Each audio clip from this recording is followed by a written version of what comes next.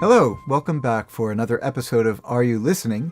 Before I jump into the episode, a couple of reminders. On the iZotope website, we have lots and lots of educational resources for you to learn about mastering and mixing and audio repair, and recording, and even room acoustics and other things. We have blogs. We also have manuals for the products, which can answer a lot of the questions that you might have. We're about to go into production for the next series of episodes for Are You Listening?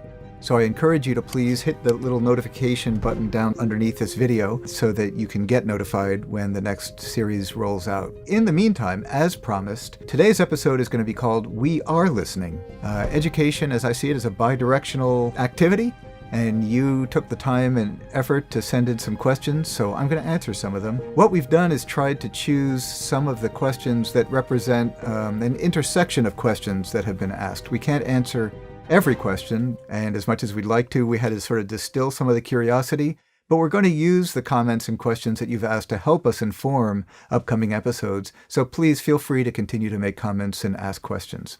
So let me dive in. So the first question, and this is kind of a simple one to answer, is what should the order of modules be? I'm often prone to answering questions with, it depends.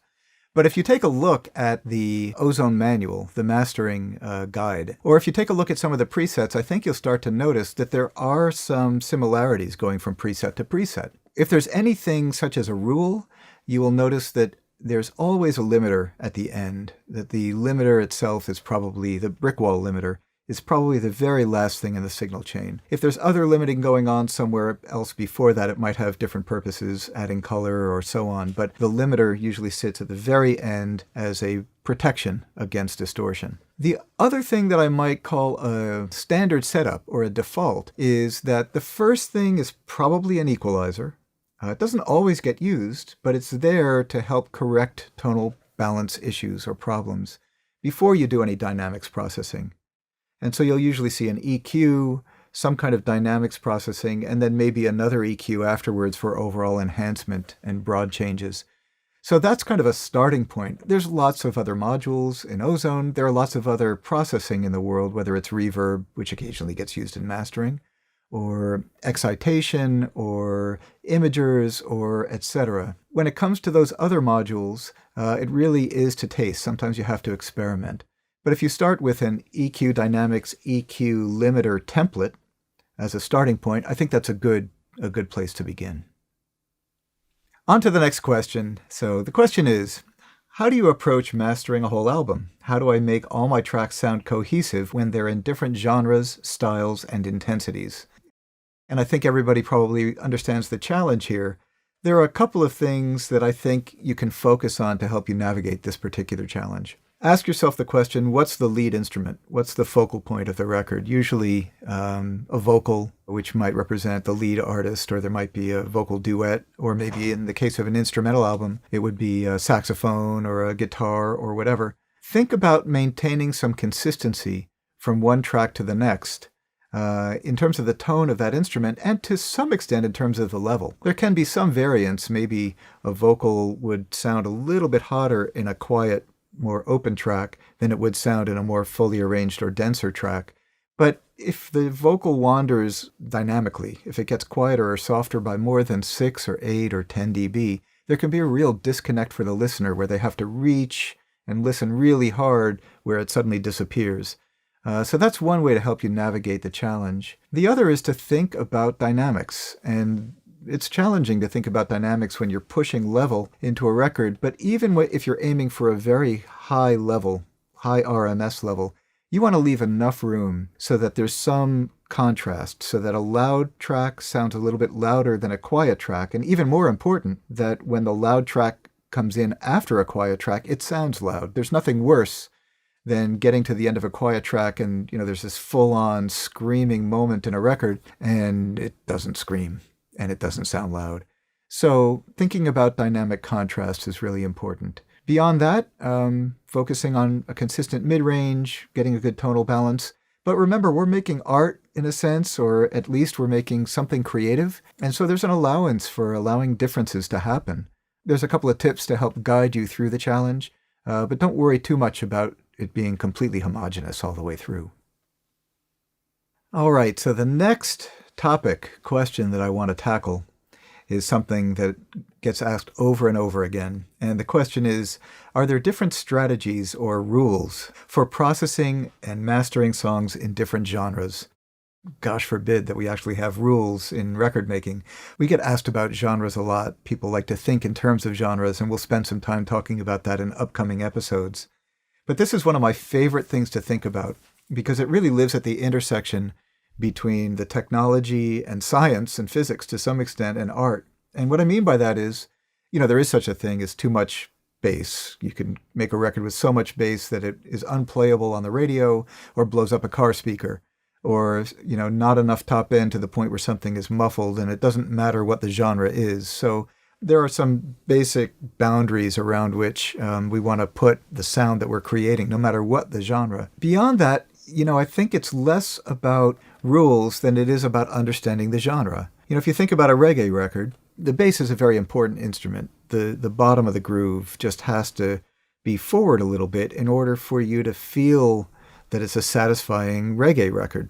If you have something that's very thin and it's a reggae record, by understanding the genre, you know what to do, right? You need more bottom. And there are a lot of ways of getting more bottom or more bass. It could be more kick drum, it could be more tonal bass, it could be just more low end in general. But that's the kind of thinking that you have to use when you think about genre. Another example might be an electronica record.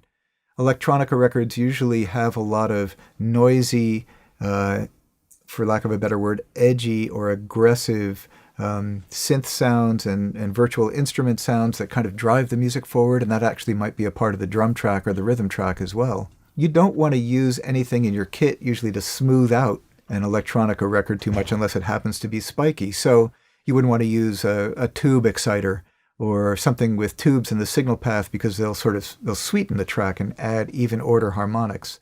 But in general, if you understand what your tools are good at and what a genre requires, that leads you to thinking about, okay, what's the sound I'm after? What changes, if any, do I need to make? And then what tools do I need to reach for to get it? Next question. What is crest factor? And is there a crest factor that I should aim for?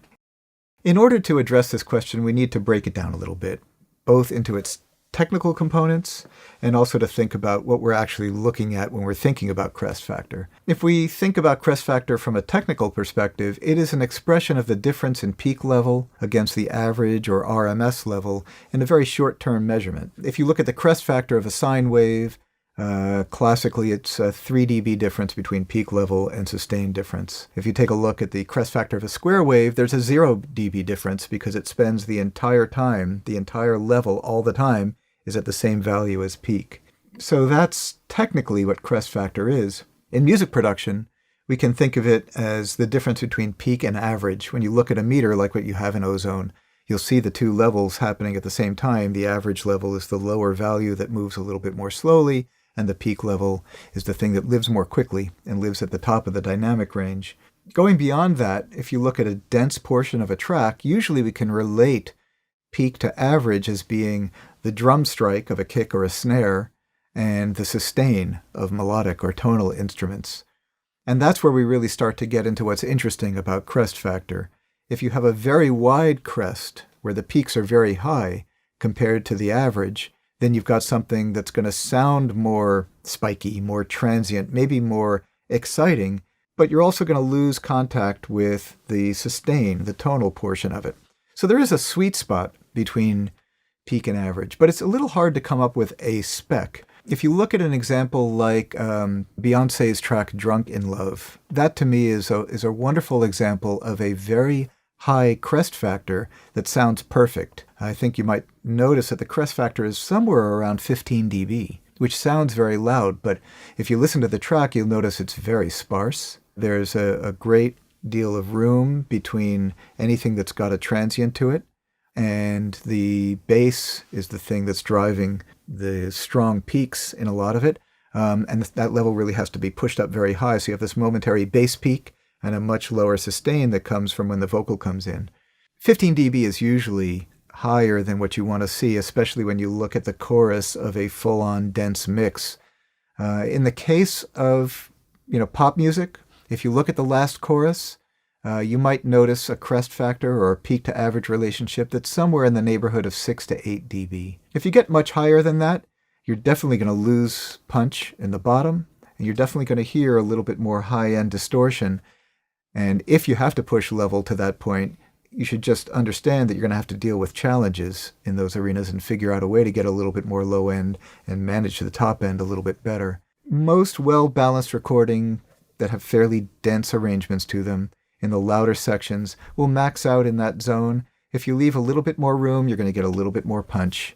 Different genres also have different allowances. Some music that is more dynamic by nature will have a higher crest factor. And in something like an acoustic jazz album, you might have a crest factor that's closer to 14 dB or 16 dB or something like that. So while there's a rough relationship between crest factor and genre, you have to think about a whole lot more about what's going on in the music to come up with a number. The next question I want to address, which is asked quite a bit, how many different exports do I need to make, especially thinking about streaming services, because they all have different loudness normalization standards? The fact of the matter is, it's probably unrealistic to optimize the level of your recording for every single distribution format and for every listening context. So I would want to relieve you of the thinking that that's something you need to do. The fact of the matter is that the levels that are used by most streaming services are very, very similar. So if you make one version of your record that will work for loudness normalization, you should be in good shape. And what I think most mastering engineers do is they make a version of the record that is as hot as they can and still have it sound good, that will sound good if it gets turned down on a streaming service. So if you're aiming for minus 12 or minus 11 LUFS or minus 10 even, if it still sounds good and lively, then when it comes down to minus 14 on a streaming service, you'll be in good shape. You can still go from there up a little bit more if you need to, if you're going to put something on SoundCloud and your artist or you require it to be even a little bit hotter. So you can make that good sounding first master. You can push the level up a little bit for a peak normalized playback, and then make a version with no limiting, or at least very little limiting to have in your back pocket, so that if it gets sent out for cutting vinyl, it will sound as good as it can there, because vinyl cutters don't like limiting. So I would make 3 versions maximum of everything that you do. I'm Jonathan Wyner. Thanks once again for joining me for the We Are Listening episode of Are You Listening? Please stay tuned for more episodes. Don't forget to click that little thing at the bottom so you get notifications of upcoming episodes. And again, go to iZotope.com and you'll find all kinds of educational stuff, pro audio essentials, blogs, videos, and more. And even the products will teach you stuff through the assistants and so on. So I look forward to seeing you soon.